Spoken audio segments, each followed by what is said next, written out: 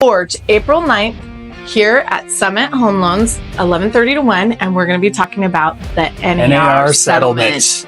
And the biggest thing, I want to invite all agents to come. The more mindset around it, the more people talking, giving their views, the better. But I have been already talking with agents all across the country, and we have come up with a really good game plan of how to move forward and not have it hugely impact our business. So come here, let's talk about it. What are you thinking we should around the whole NAR settlement? I think you got to do some planning. We don't know exactly what's going to happen with the settlement. Nothing's finalized yet, but probably change is going to come. And so we got to be ready for it. Yeah.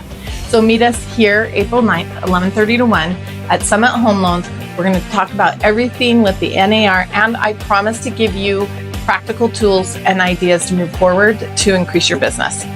See ya. Bye. Bye.